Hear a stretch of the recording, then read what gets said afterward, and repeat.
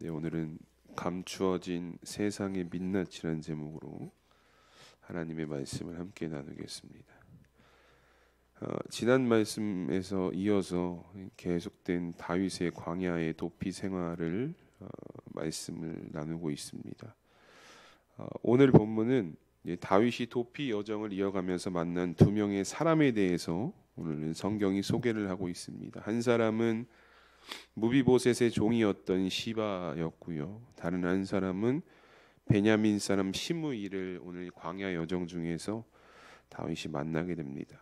이 두 사람이 다윗에게 순차적으로 나와왔지만 그런데 각각의 목적이 달랐다라는 것, 우리가 성경을 통해서 오늘 확인할 수가 있게 됩니다. 먼저 첫 번째 다윗에게 나온 사람은 누구였느냐?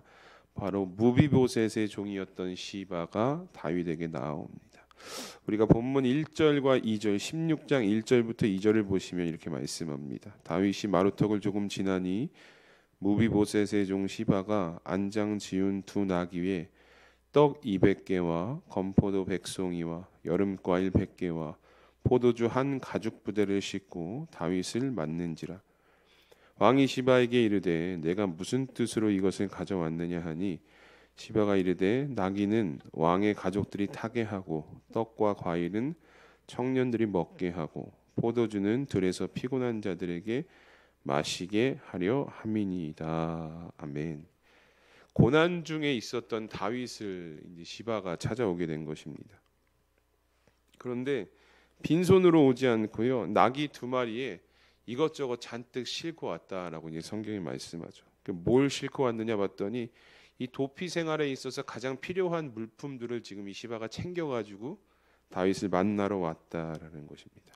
그러니까 여기까지만 보면 2절까지만 보면 하나님께서 역시 다윗을 도우시고 이 시바라는 자를 예비시켜 놓으셨구나, 우리가 이렇게 생각할 수가 있습니다. 그런데 사실 여러분, 다윗을 찾아온 이 시바의 의도는 우리의 생각과는 전혀 달랐다라는 것을 우리가 계속되는 말씀을 통해서 확인할 수가 있게 되는데, 이게 순수한 의도로 오늘 시바가 다윗을 돕기 위해 나왔느냐? 그렇지 않다라는 것을 우리가 이어지는 3절과 4절 말씀 속에서 우리가 찾아볼 수 있게 됩니다. 우리 3절과 4절, 16장 3절과 4절 우리 함께 읽어보도록 하겠습니다. 시작. 왕이 이르되 내 주인의 아들이 어디 있느냐 하니 시바가 왕께 아뢰되 예루살렘에 있는데 그가 말하기를 이스라엘 족속이 오늘 내 아버지의 나라를 내게 돌리리라 하나이다 하는지라. 왕이 시바에게 이르되 무비보셋에게 있는 것이 다 내 것이니라 하니라. 시바가 이르되 내가 절하나이다. 내 주 왕이여 내가 왕 앞에서 은혜를 입게 하옵소서 하니라. 아멘. 여러분, 이 시바가 무비보셋의 종이거든요. 근데 이 종들은 주인의 어떤 주인과 동행하지 않고 사실 독자적으로 움직이는 것이 그렇게 인정받기 어려운 상황이었습니다. 그런데 오늘 다윗이 보니까 이 무비보셋의 종인 시바가 혼자 독자적으로 지금 움직인 것처럼 확인이 된 거죠. 그래서 이 시바에게 가서 다윗이 무엇을 물어보느냐? 주인은 어디 있느냐부터 질문을 하는 거예요. 너 주인은 어디 있느냐? 무비보셋의 행방을 이 시바에게서 찾기 시작합니다. 그런데요, 이 이야기를 기다렸다는 듯이 지금 시바가 어떻게 행동하느냐 봤더니 무비보셋에 대한 험담을 막 늘어놓기 시작을 합니다. 뭐라고 늘어놓느냐? 지금 무비보셋은 예루살렘에 머물러 있고, 그러니까 다윗과 함께하지 않는다라는 것이죠. 왕과 함께하지 않고 그가 예루살렘에 남은 이유가 무엇이냐? 이스라엘 족속이 오늘 내 아버지의 나라를 내게 돌리리라 하나이다라는 의도로 지금 다윗에게 이야기하고 있는 것을 보게 됩니다. 그러니까 쉽게 말해서 뭐냐? 지금 이 무비보셋이 예루살렘에 남아서 이 사울의 옛 왕권을 되찾으려는 움직임이 있습니다 라는 보고를 지금 시바가 하게 된 거죠. 여러분, 어떻게 보면 이 지금 시바의 말이 굉장히 일리가 있는 말처럼, 현재 다윗의 상황에서는 일리가 있는 말처럼 들릴 수도 있습니다. 왜 그러냐면 지금 다윗의 상황이 어떻습니까?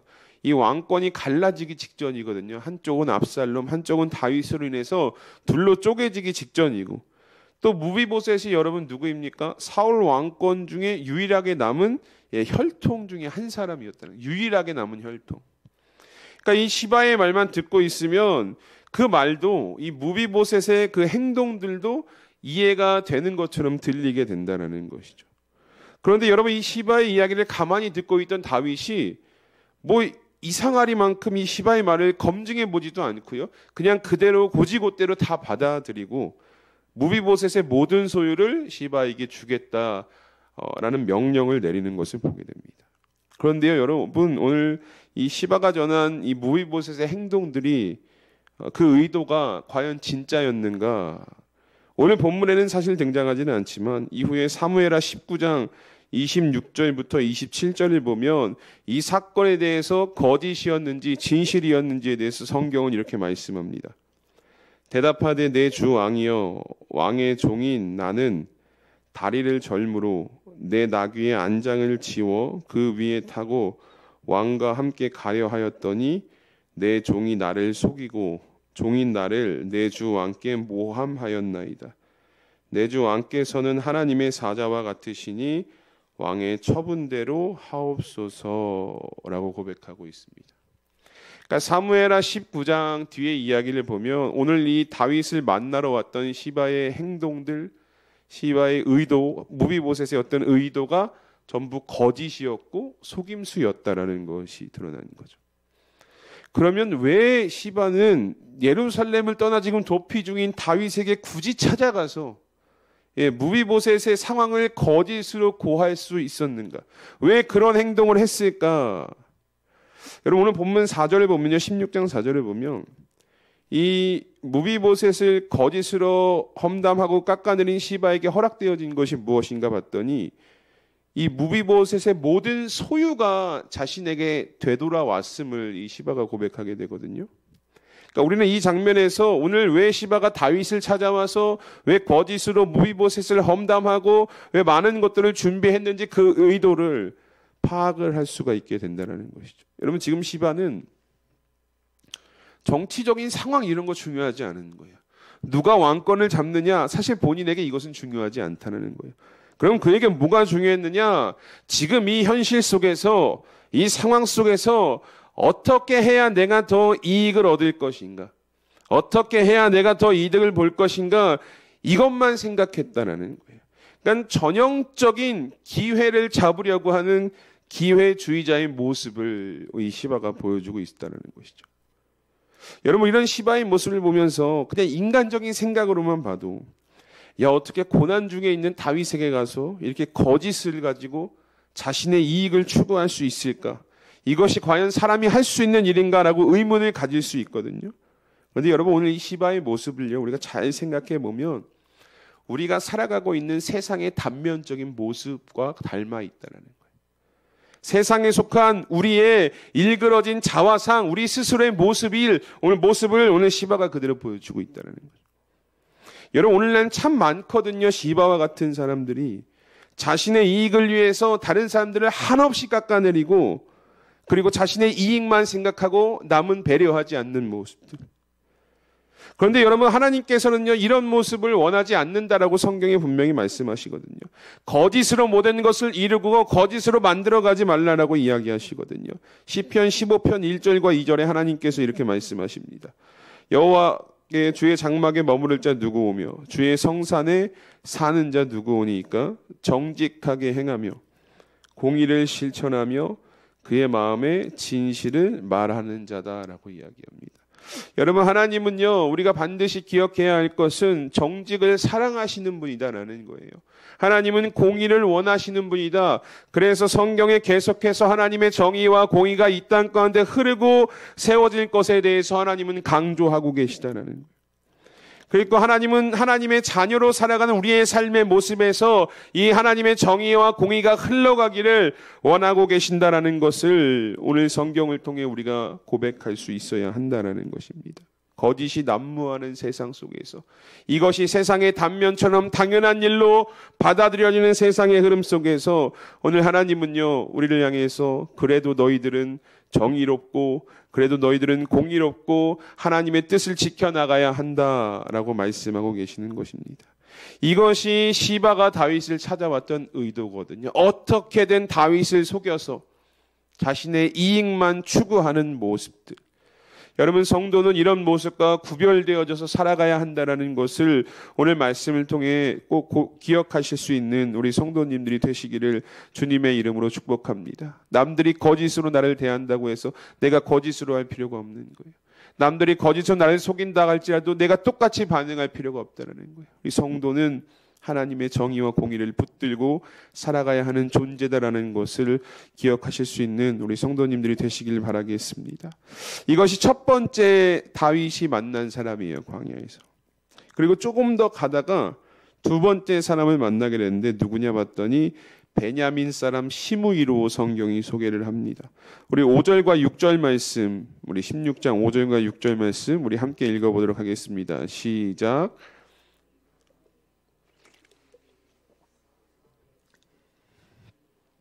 게라의 아들이요 이름은 시므이라. 또 다윗과 다윗 왕의 모든 신하들을 향하여 돌을 던지니 그때의 모든 백성과 용사들은 다 왕의 좌우에 있었더라. 아멘. 이 광야를 걸어가면서 다윗이 만났던 첫 번째 인물 이 시바는 개인적인 이익을 위해서 움직였거든요. 기회를 보고. 근데 이 시므이는요, 어떤 개인적 이익보다는 이 안에 오래된 감정, 쌓였던 감정이 있었다는 것을 보게 돼요. 그래서 다윗에게 나와서 도피하는 다윗을 향해서 돌을 던지면서 비난과 저주를 아주 끝까지 퍼붓고 있는 것을 보게 됩니다.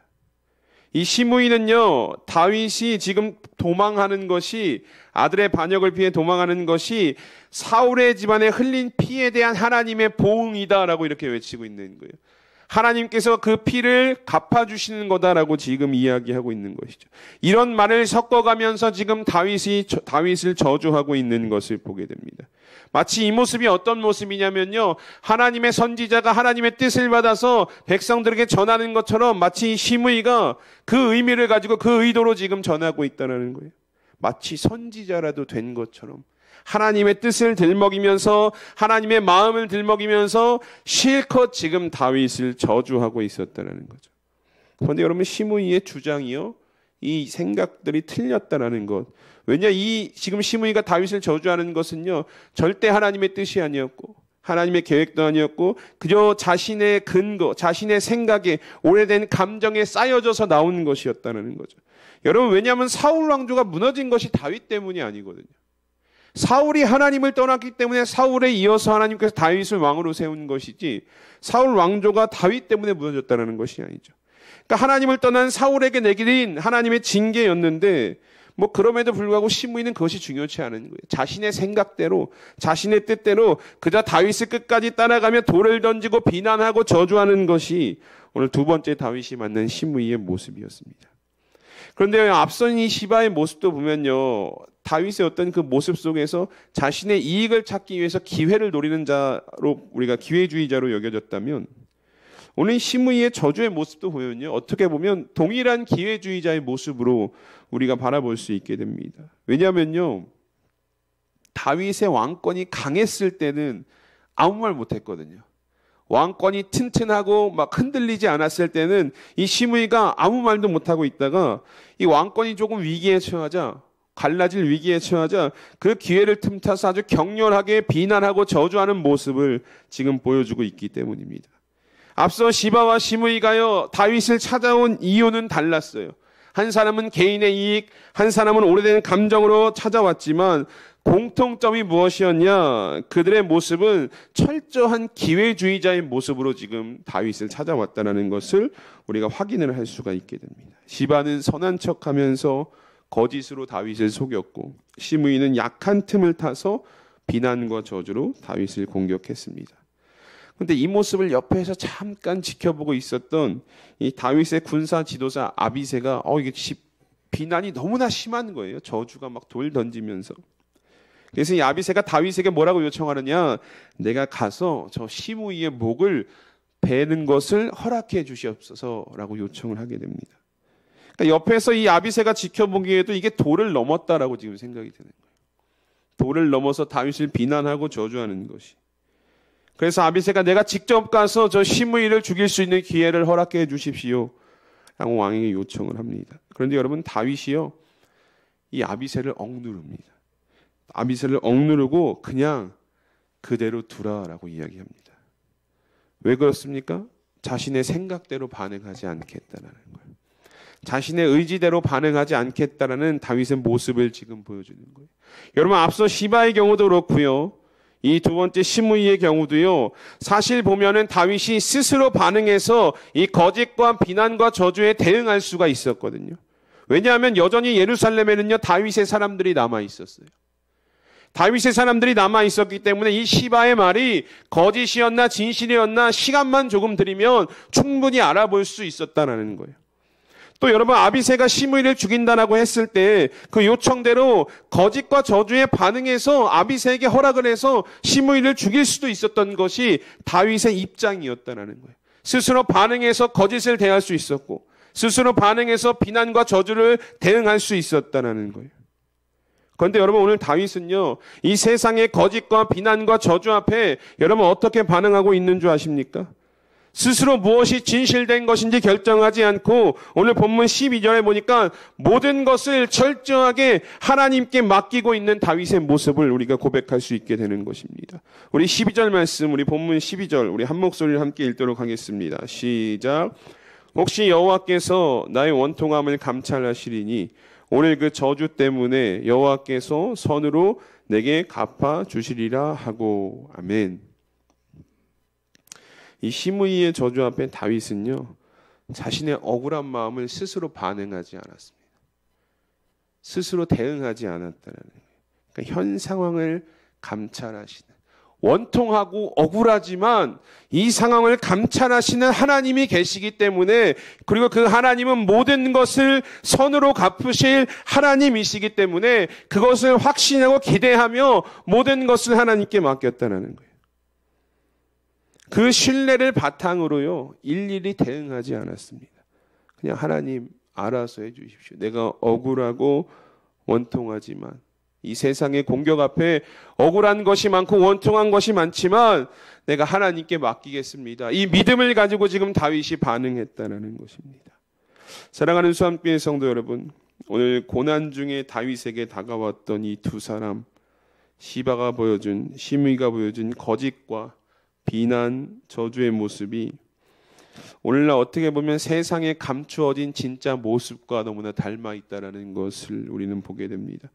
부정적으로 세상을 바라보는 것이 아니라 오늘날 세상을 보면요, 자연스럽게 고개를 들어서 바라보면 그냥 끄덕여지는 거예요. 거짓이, 서로를 향한 비난이, 저주가 너무나 난무하고 있다는 것. 이런 세상 속에서 오늘 저와 여러분들은 성도라는 이름으로 살아갑니다. 그리고 이 세상은 성도를 향해서 때로는 거짓으로, 때로는 비난으로, 때로는 저주로 성도들을 대합니다. 왜 그렇습니까? 이것이 시대의 모습인 거예요. 이 시대의 흐름, 자화상이다라는 거죠. 그러면 이런 시대 속에 살아가는 우리는요, 늘 거짓에 노출되고, 늘 비난에 노출되고, 늘 저주에 노출된 채 이제 살아갈 수밖에 없는 존재라는 것입니다. 오늘 다윗에게 시바가 거짓으로, 시므이가 비난과 저주로 접근했듯이 말입니다. 여러분, 성경에서도 보면 마태복음 24장 9절부터 보시면 예수님께서 마지막 때의 모습에 대해서 이렇게 말씀하고 계십니다. 그때의 사람들이 너희를 환난에 넘겨주겠으며 너희를 죽이리니 너희가 내 이름 때문에 모든 민족에게 미움을 받으리라. 그때 많은 사람이 실족하게 되어 서로 잡아주고 서로 미워하겠으며 거짓 선지자가 많이 일어나 많은 사람을 미혹하겠고 불법이 성함으로 많은 사람의 사랑이 식어지리라. 그러나 끝까지 견디는 자는 구원을 얻으리라 라고 말씀하고 있습니다. 마지막 시대의 자화상이 어떤 모습이냐? 이 모습이라는 거예요. 성도는 마지막 때 예수님의 이름으로 미움받고요, 환난에 넘겨지고 실족하게 되고 서로 미워하고 거짓이 일어나고 불법이 성하고 사랑이 식어지는 이 시대 가운데에 살아가는 존재가 되어진다 라고 예수님 말씀하셨다는 거예요. 마치 오늘 광야라는 세상 가운데 서 있던 다윗에게 시바가, 시므이가 거짓과 비난과 저주로 그를 대했던 것처럼 성도는 이런 상황 가운데 현재도 살아가고 있고 앞으로는 더 심한 상황 속에서 살아가게 된다는 것입니다. 오늘 우리가 성도로 이런 시대 속에 여러분 살아가고 있습니다. 그렇다면 이런 시대의 자화상으로 불리는 거짓과 비난과 저주의 공격 앞에 오늘 성도로서 우리가 어떻게 반응해야 하겠습니까? 억울하죠. 성도라는 이유로, 그리스도인이라는 이유로 그냥 거짓과 비난과 저주를 감수해야 한다는 것이. 그런데요, 억울하다고 스스로 반응해서 내 힘으로 내 능력으로 반응해서 세상과 똑같이 거짓말하는 자에게 거짓말로 반응하고 비난과 저주하는 자에게 똑같이 비난과 저주로 반응한다면 이것이 과연 성도의 옳은 모습인가를 우리가 오늘 말씀을 통해서 여러분 생각해 보셔야 합니다. 이것이 과연 하나님이 기뻐하실 만한 것인가? 내 힘으로 내 생각으로 내 뜻대로 반응하는 것이, 세상을 대하는 것이 과연 기뻐할 만한 모습이신가? 하나님께서 이 시대의 거짓과 저주, 마지막 때 우리에게 일어날 이 현실 속에서 성도로 살아가야 될 우리가 반드시 기억해야 할 믿음의 반응이 무엇인가? 바로 그것이 오늘 다윗이 보여주었던 본문 12절의 말씀이다라는 거예요. 우리 12절 말씀 다시 한번 읽어보도록 하겠습니다. 본문 12절입니다. 시작. 혹시 여호와께서 나의 원통함을 감찰하시리니 오늘 그 저주 때문에 여호와께서 선으로 내게 갚아 주시리라 하고. 아멘. 여러분, 세상의 거짓, 비난, 저주, 이제 당연하게 우리에게 준비되어 있는 것들이에요. 시간이 흐르면 더 많은 것들, 더 심각한 것들이 성도를 향해 온다는 거죠. 그러면 그런 상황 속에서 우리가 어떻게 반응하는 것이 믿음으로 반응하는 것인가? 다윗이 보여줬다라는 거예요. 하나님께 맡기는 것입니다. 어떤 원통한 상황이 와도 내 스스로 반응하는 것이 아니라, 내가 반응하는 것이 아니라 하나님께 맡기는 겁니다. 왜냐? 하나님은 선으로 갚으실 분이심을 우리가 믿고 있기 때문입니다. 이 믿음이 우리 가운데 있기 때문에 모든 것을 하나님께 맡기는 거예요. 여러분, 다윗의 고백처럼요, 하나님은 지금도 세상의 모든 마음을 감찰하셔요. 모든 마음과 모든 생각을 감찰하시고 언제나 그 가운데에 공의와 정의를 세워가기를 원하시는 분이 하나님의 마음이다라는 것이죠. 그러니까 우리가 성도로서 하나님을 믿는 하나님의 자녀로서 우리는 그 하나님을 믿어야 합니다. 그 하나님을 믿고 다윗과 같이 모든 것, 나에게 다가오는 세상의 어떤 공격과 이 모든 것들을 하나님께 맡기고 하나님께서 이뤄가시고 이끌어가실 것을 신뢰하면서 한 걸음 한 걸음 그렇게 주와 동행하는 삶을 우리가 살아갈 수 있어야 한다는 것이죠. 결국 여러분, 성도라는 이유만으로 세상으로 받는 모든 공격 앞에, 거짓과 비난과 저주 앞에 우리의 답은요, 다른 것 없다라는 거예요. 결국 하나님이다라는 거예요. 성도가 하나님을 붙잡을 때 하나님께서 원통함을 갚으시고 선으로 이루실 것을, 그 믿음을 가지고 우리가 살아갈 수 있어야 한다라는 것입니다. 복음성가에 보면 세상의 유혹 시험이라는 찬양이 있습니다. 이 가사가 이렇습니다. 세상의 유혹 시험이 내게 몰려올 때에 나의 힘으론 그것들 모두 이길 수 없네. 거짓과 폭풍 속에 감춰진 나의 모습, 어찌할 바를 몰라 헤매이고 있을 때 어떻게 해야 되느냐, 이렇게 고백해요. 주를 찬양하라고 고백합니다. 두 손을 들고 주를 찬양하라고 고백해요. 왜 그렇습니까? 전쟁은 하나님께 속한 거다라는 거예요. 우리가 이 세상을 살아가면서 받는 세상의 모든 공격들, 그 전쟁과 같은 상황들, 영적인 전쟁 속에서 모든 것이 하나님께 속했다라는 거예요. 나에게 속한, 내가 스스로 싸워서 이겨내야 될 것이 아니라 모든 것이 하나님께 속해 있으니 하나님을 찾고 하나님을 붙들라라는 이 고백이 이 안에 담겨 있다라는 것입니다. 사랑하는 성도 여러분, 마지막 때가 되면 시대를 거스르며 거짓과 저주를 멀리하면서 살아가는 이 성도의 삶이 잘못된 것이라고 손가락질받고 착각할 정도의 삶을 우리가 살아갈 수밖에 없게 됩니다. 그러니까 우리가 잘 살아가고 있는데 세상은 이상하게 손가락질하는 거예요. 너만 유별나냐, 너만 특별하냐, 이런 상황 속에서 우리가 살아가게 된다는 것이죠. 그런데 예수님께서 마지막 때를 살아가는 우리에게 뭐라고 말씀하셨느냐? 끝까지 견디는 자는 구원을 얻으리라고 말씀하셨거든요. 이 끝까지 견디는 게 무엇입니까? 스스로 반응하지 말라는 거예요. 세상의 거짓과 공격 앞에 우리가 스스로 반응하기 시작하면 이길 수 있는 것처럼 보이지만 결국은 지게 돼 있다는 것이죠. 그러니까 스스로 반응하지 말고 오직 하나님을 믿고 하나님께 모든 것을 맡기는 자들은 그 구원의 은혜 가운데 거할 수 있다라는 말씀을 하고 계신다는 것이죠. 이 마지막 때 여러분, 세상이 우리를 어떻게 공격할지 모르겠습니다. 어떤 거짓과 비난과 저주가 우리를 찾아올지 모르겠지만 오늘 다윗의 모습처럼 하나님을 끝까지 붙들고 끝까지 견디셔서 성도의 자리를 잃지 마시고 구원의 은혜를 누리실 수 있는 우리 수암교회 성도님들의 삶이 되시기를 이 시간 주님의 이름으로 축복합니다. 우리 말씀을 기억하면서 함께 기도하기 원합니다.